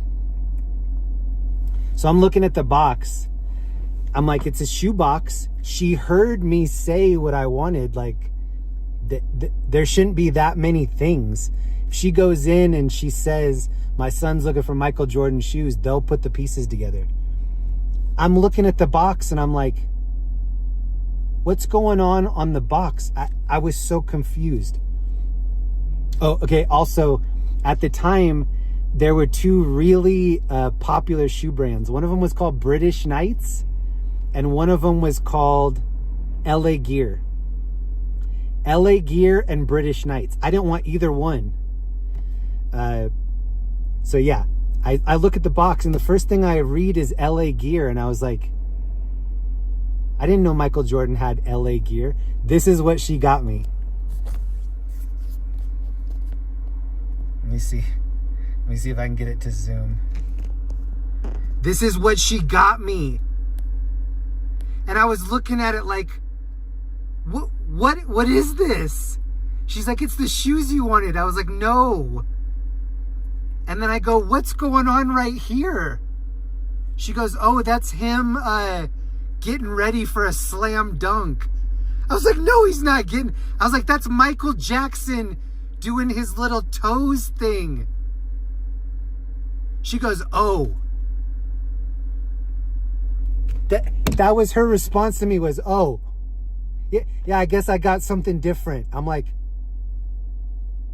okay. Why are you not saying let's get in the car and go swap it for the right thing? And then she's like, oh, I don't have the receipt anymore. My mom used to go shopping like months before Christmas. She's like, I don't have the receipt anymore. You know, they're beautiful shoes. I was like, what do you mean? To a kid, you can't. Also, to preface this, like, my mom always made my Halloween costumes. Jeremy, what do you want to be? I'm like, anything recognizable. Batman, Spider-Man, something normal that people will be like, that's what he is. She would unveil this costume that she had made for me, and she's like, it's a glow-in-the-dark robot. No, she just went to the fabric section and made me like a shirt out of whatever she wanted. And she was like, it's so unique. You're going to be the only one. I was like, that's the worst thing. That's the worst thing, is to be, you want me to just be answering all night? Oh, I'm a glow-in-the-dark robot.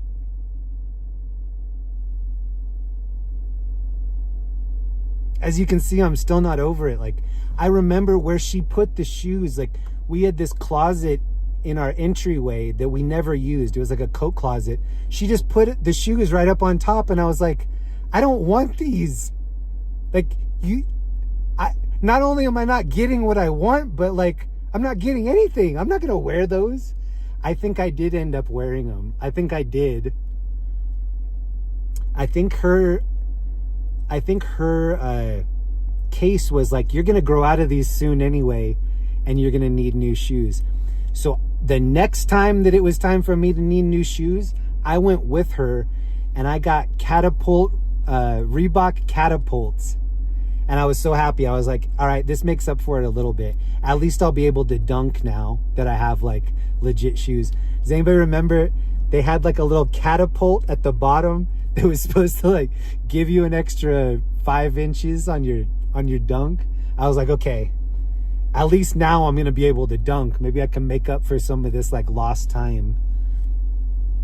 And I didn't even I think it must have been like 20 plus years later before I actually got Jordans, and they weren't new. It's probably some like secondhand store that had Jordans. But to my mom, she was just like, oh, well, they're actually cooler than the ones you wanted. Are you serious? That's what you're trying to sell to me, that you upgraded me. I'm still not over it. Ask me in 150 years if I'm over it. It's gonna take me that long. I go, what do you think he's doing? Oh, I thought he was going up for one of those slam dunks. I was like, no, Mom. That's him getting on his tippy toes and like that's not similar. That's not like funny.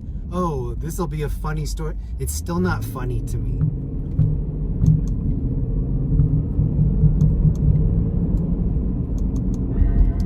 Yeah, anyway, that made my blood pressure go up just even thinking about that.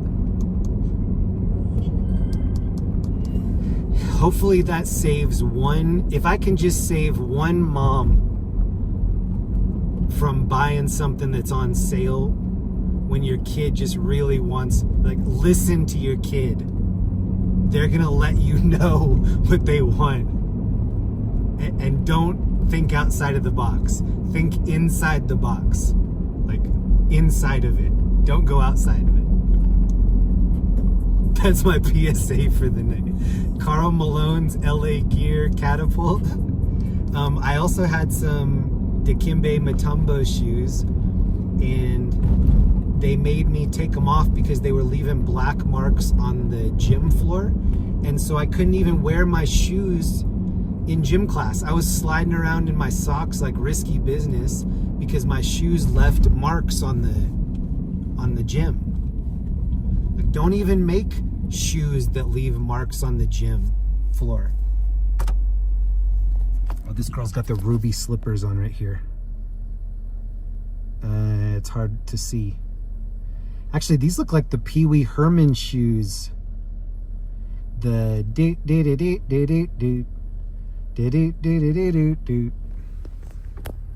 tequila.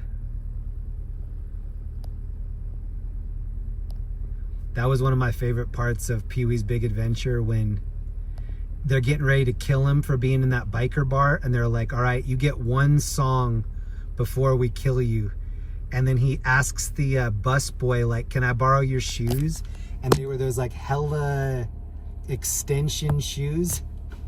And then he starts doing that, like pointing to his front, pointing to his back, pointing to his front, pointing to his back.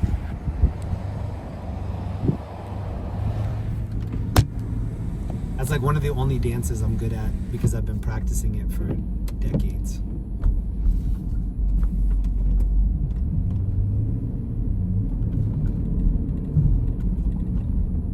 Au revoir, Pee-wee.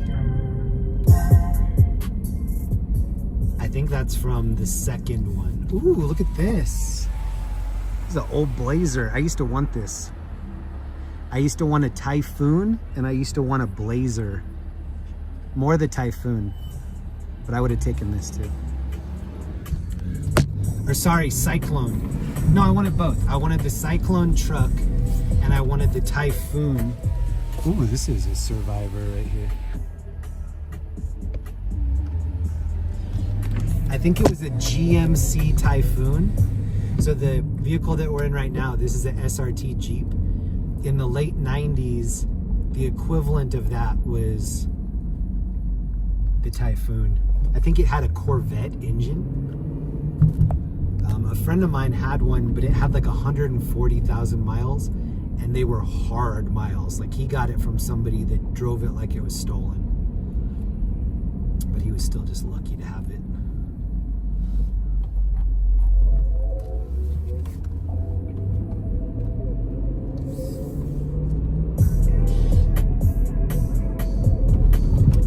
All of the rust, you're not in California anymore. That was something, when people in Colorado wanted a used car, they wouldn't buy it here. They would buy it from like Florida or California, a state that wasn't putting salt and different things on the road so that it wouldn't be rusted. And then I think Florida is off the list because they had so many cars that would get flooded, and then people would just like redo the interior and then sell it as if it were a brand new car. or lightly used, something like that. Oh, I'm missing some chat. Sorry about that. I still have my British Knights picture up, or my Michael Jackson shoes. This one. I think we're buffering too. Hold on. I think the snow might be nerfing our reception a little bit. All right, I know it's buffering. Let me get us back to a better area.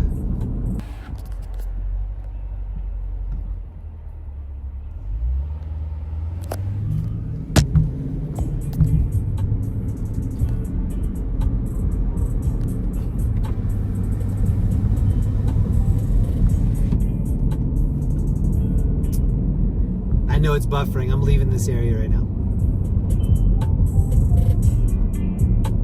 I'm a little bit lost too.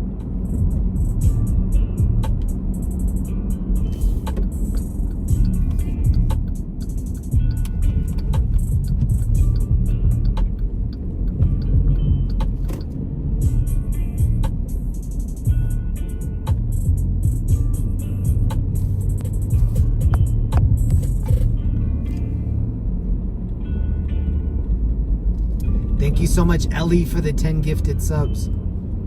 Welcome to the new members that just got a membership from Ellie. Thank you for doing that.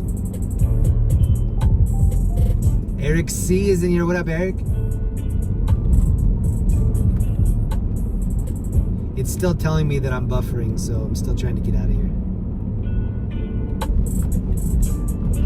Oh, I know where we are. Let's go watch the train. I can already hear it. There's the Coca-Cola coming. All right, here's the train right here.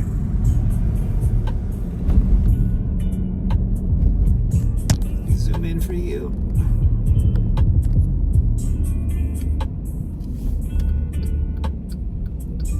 This looks like the Amtrak.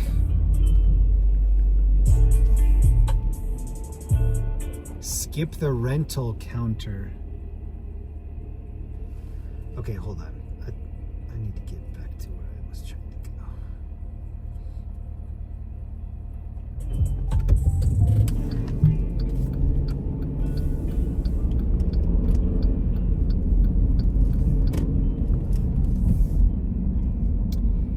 It looks like it's snowing sideways. Look at this.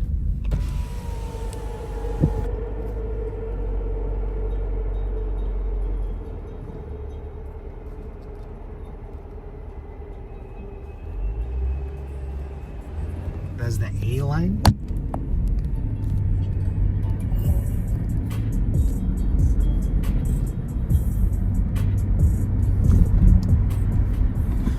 There's just a cone in the middle of the road here. That's perfect.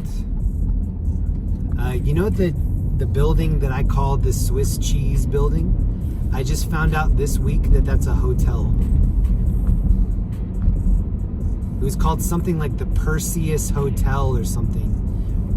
And what I was looking at was showing the inside of the rooms, and each one of the rooms had a really cool window like we had been seeing. The outside looks like a cheese grater. From the inside looking out, it was really cool.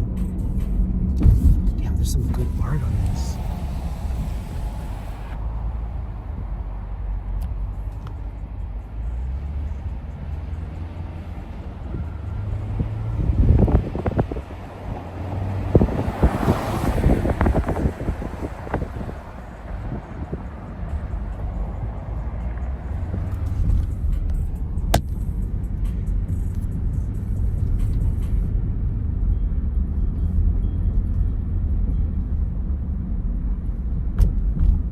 Building that looks like it has the big crack in it, that's over here somewhere.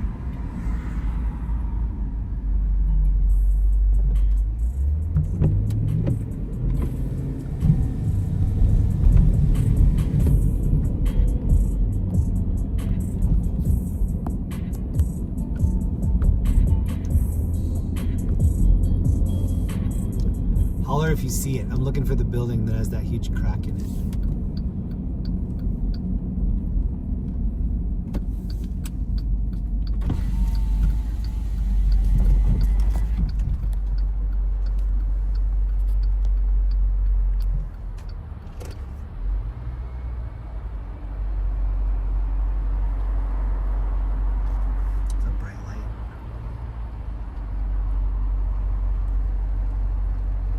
hard cap. What does that mean? Oh, it stinks over here. It smells like they're making rubber or something.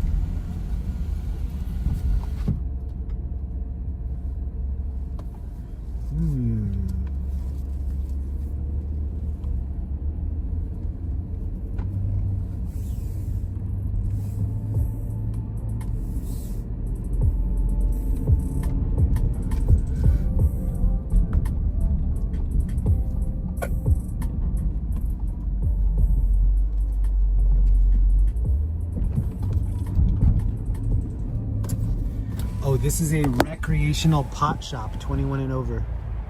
Oh, look, instead of Best Buy, Best Buds. Perfect, perfect, perfect, perfect. I'm gonna buy a shirt from there and give it to my best friend tomorrow when we go riding. You're my best friend. Oh, here's a purple 4Runner. You don't see that every day. Purple.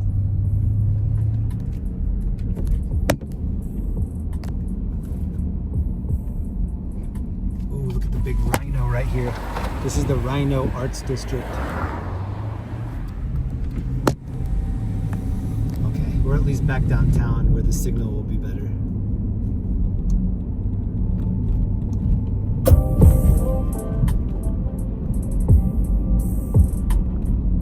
There used to be, sorry, I almost read that. Hold on.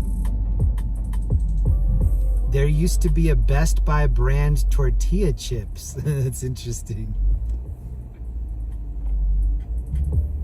I didn't know that.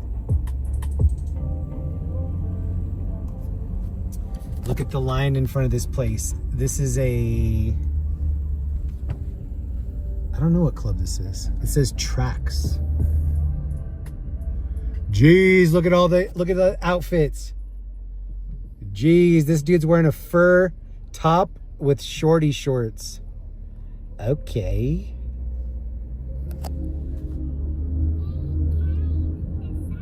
Okay.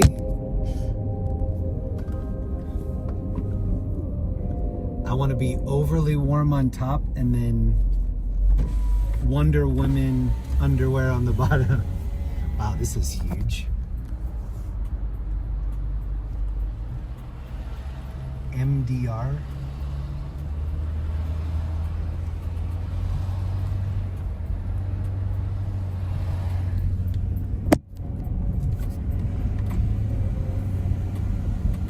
Oh, you got it, bro.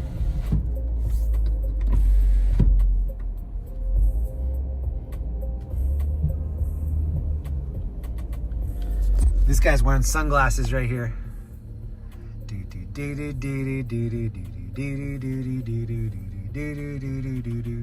How cool I am.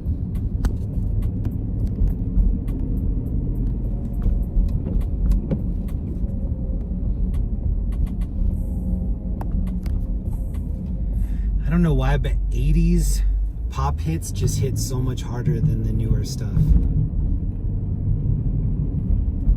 Before the stream tonight, I was listening to Cutting Crew. Oh, I just died in your arms tonight. One of my top 10 favorite 80s songs.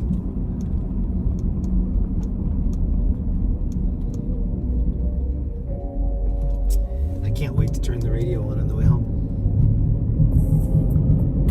There's gonna be some Hall & Oates in my ears on the way home.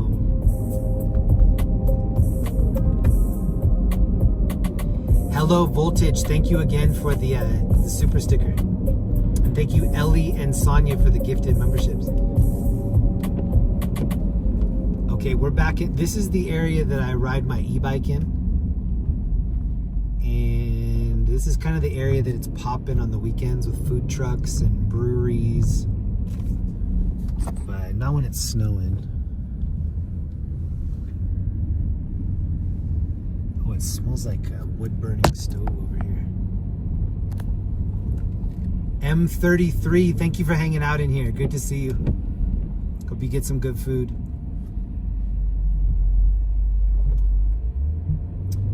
Yeah, this is the cool area right here. Don't tread on it.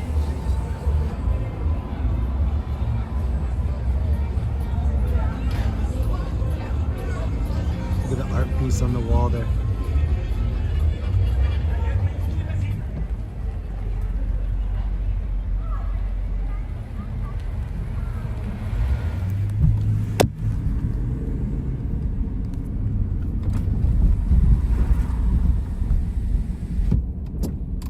So this area is known as Rhino. And this is where Linda and I come to go to Putt Shack. Baby Putt Shack. I like this piece over here that disappears as you go next to it. Scooter guy and girl right here. Amore Pizza.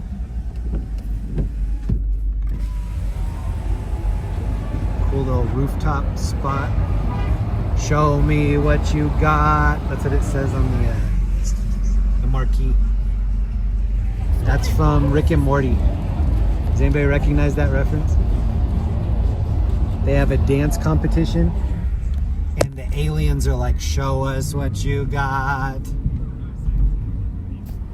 And that's when Uncle Rick does the get swifty. Come on, get swifty. It's swifty time today.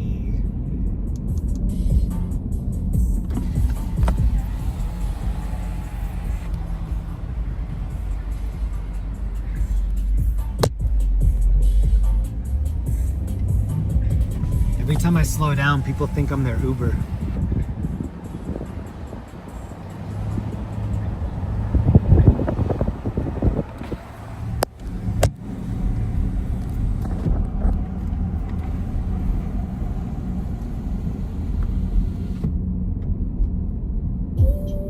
Oh, Billy.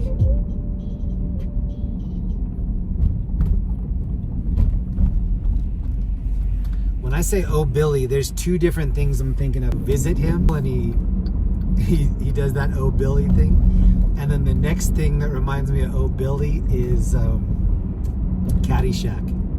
When Judge Smells needs to make that putt and he pulls out this special putter, he's like, I'm gonna have, this calls for the old Billy Barul. And he pulls out oh, can you even hear me? Is it buffering? He pulls out a special putter and he puts it like right next to his mouth and he's like, oh, Billy, Billy, Billy, Billy. This is a big one. Like he needs to make this like super important putt. Kind of toward the end of Caddyshack.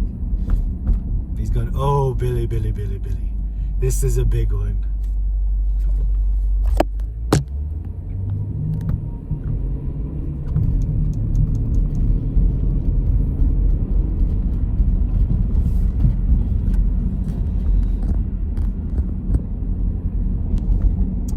Okay, that's it for me. I need to go back and get all my stuff ready to go snowboarding tomorrow.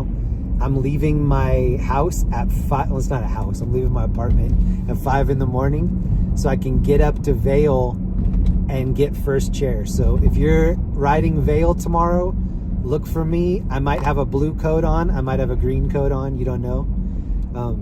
Yell Jeremy, and if I turn around, it's probably me, or it might be another Jeremy. There's a lot here. Thank you so much to everybody that went over to my friend Scotty's page and subbed to his channel. His channel is called Stump Life Scotty. Stump Life Scotty. Also, everybody that went and subbed at Zach Stuff. Thank you. Please leave comments after the video. I am back, so this is my birthday month. My birthday is February 23rd. I'm going to be in Denver at least for the next 2 weeks. I think. I might go back to LA. We'll see. That'll be a surprise. But until next weekend, I hope you have a great Super Bowl. If you're not enjoying the Super Bowl, I hope you enjoy the commercials. And thank you so much to everybody that subbed at my friend Scotty's channel. I know he's going to wake up and be really happy that he has all these new subs. Please leave comments on his video, you saw me leave a comment earlier. Please leave a comment underneath that. That would mean a lot to me. I'll check that when I wake up tomorrow.